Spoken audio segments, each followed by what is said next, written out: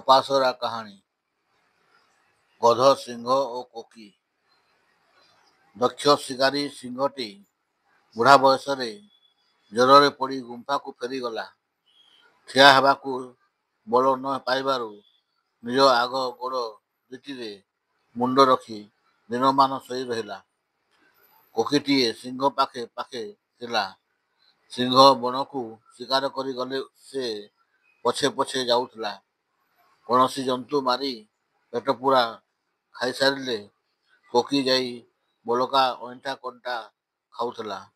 ଏହିଭଳି ଆଲସ୍ୟ ବିଳାସରେ ଅନେକ ବର୍ଷ ରହି ସେ ମୋଟା ସୋଟା ହୋଇଯାଇଥିଲା।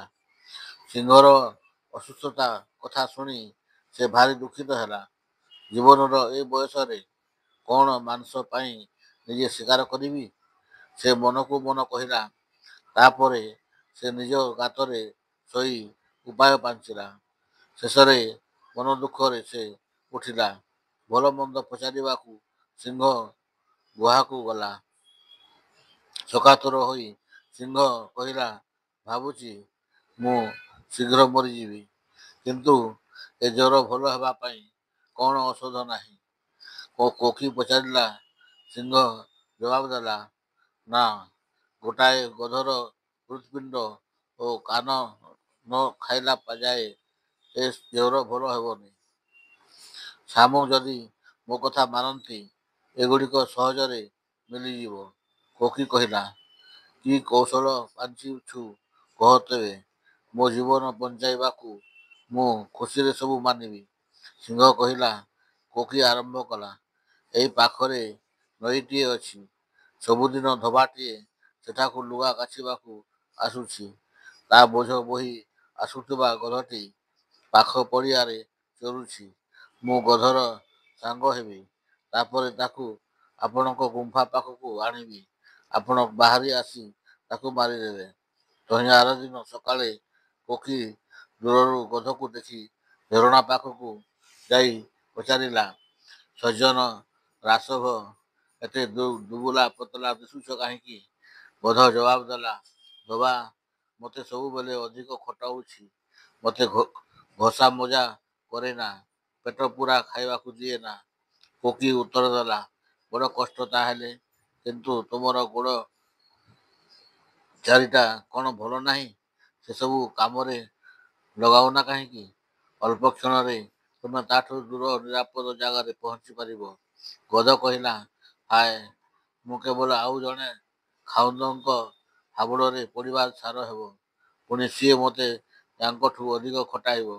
ବିଚରା ଗଧମାନଙ୍କର ଜନ୍ମ ବୋଝ ବୋହିବାକୁ, ସେଥିରୁ ନିସ୍ତାର ନାହିଁ। କୋକି ଧୀରେ କହିଲା, କିନ୍ତୁ ମୁଁ ନିସ୍ତାର ପାଇବାର ବାଟ ବତେଇ ଦେଇ ପାରିବି। ଏଇଠୁ ଅଳ୍ପ ଦୂରରେ ସରସ ତୃଣରେ ଭରା ସୁନ୍ଦର ବଗିଚାଟିଏ ମୁଁ ଦେଖୁଛି। ସେଠାରେ କୌଣସି ଲୋକ ନାହାନ୍ତି। ଏବେ ମୁଁ ସେଠାକୁ ଅନ୍ୟ ଗୋଟିଏ ଗଧକୁ ନେଇ ଯାଇଥିଲି। ସେ ସେଠାରେ ବଡ଼ ସୁଖରେ ଅଛି। ନିର୍ବୋଧ ଗଧ କୋକିର କଥାକୁ ମୁହୂର୍ତ୍ତକ ପାଇଁ ମିଛ ନ ଭାବି ତାକୁ ବଗିଚାକୁ ନେଇଯିବାକୁ କହିଲା। ଧୋବା ନଈରେ ଲୁଗା ହକାଳୁଥାଏ।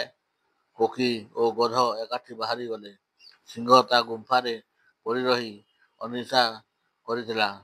ଗଧ ଆସିଲାରୁ ସେ ଡେଇଁ ପଡ଼ି ବିଚରାକୁ ଧକ୍କାଏ ମାରିଲା। ଜ୍ୱର ହେତୁ ସିଂହର ଥାବା ନିପାରିଲା ହେଇ ଯାଇଥିଲା।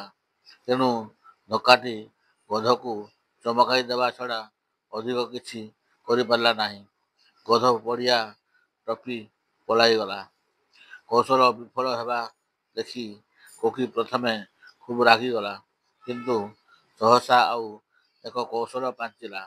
ସେ ତୁରନ୍ତ ଦୌଡ଼ି ଯାଇ ଅଚିରାତ୍ ଗଧକୁ ଟପିଗଲା। ଗଧ ଚିତ୍କାର କଲା, ବିଶ୍ୱାସହୀନତା, ତୁ ମୋତେ କହିଥିବା ସ୍ୱାଧୀନତା କ'ଣ ଏଇଆ?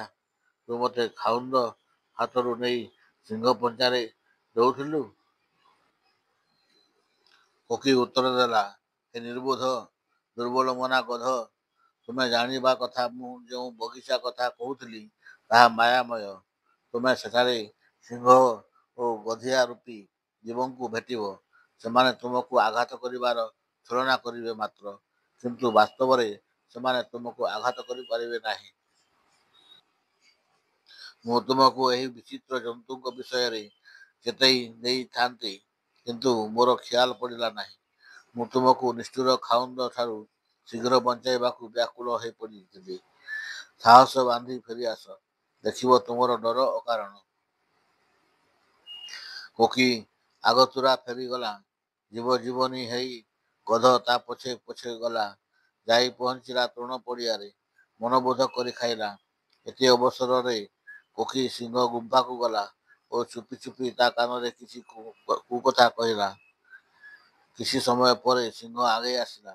ସେ ଚୁପଚାପ ଗଧ ଚାରିପଟେ ବୁଲିଲା, ଥରେ ବି ତାକୁ ଆଘାତ କରିବାକୁ ଚାହିଁଲା ନାହିଁ। ଶେଷରେ ଗଧ ତା ସହ ଗପସପ ଆରମ୍ଭ କଲା। ସିଂହ ଧୀରେ ଉତ୍ତର ଦେଲା। ସେମାନେ ଏମିତି ସାଙ୍ଗ ହେଇଗଲେ ଯେ ଗଧ ଖାଇସାରିଲା ପରେ ସିଂହ କତିରେ ଗଡ଼ି ପଡ଼ି ଶୋଇପଡ଼ିଲା। ଏତିକିବେଳେ କୋକି ଠାରିଦେଲା। ସିଂହ ଗଧ ଉପରକୁ ଝାମ୍ପି ପଡ଼ି ତାକୁ ମାରିଦେଲା। ସିଂହ କହିଲା, ଆଉ ଗୋଟେ କଥା ବାକି ରହିଲା ମୋ ସୁସ୍ଥତା ପାଇଁ। ଖାଇବା ଆଗରୁ ମୁଁ ଯାଇ ଝରଣାରେ ଗାଧୋଇବି। ମୁଁ ଫେରିଲା ଯାଏ ତୁ ଗଧକୁ ଜଗିଥା। ସିଂହ ଗାଧୋଇବାକୁ ଚାଲିଗଲା। ଏହି ସୁଯୋଗରେ କୋକି ଗଧର ହୃତ୍ପିଣ୍ଡ ଓ କାନ ଖାଇଗଲା। ଗଧର ଏହି ଦୁଇଟା ଅଂଶ ଖାଇବାକୁ ଭଲ ଲାଗେ। ଗାଧୋଇ ସାରି ସିଂହ ଫେରିଲା ଓ ଗଧର ହୃତ୍ପିଣ୍ଡ ଓ କାନ ଖୋଜିଲା। ସେସବୁର ଚିହ୍ନବର୍ଣ୍ଣ ନ ଦେଖି ସେ କୋକିକୁ ପଚାରିଲା, ଅବିଶ୍ୱାସୀ ଜନ୍ତୁ, ମୋ ଜ୍ୱର ଭଲ କରିବାକୁ ଗଧର ସେ ଦୁଇ ଅଂଶ କାହିଁ?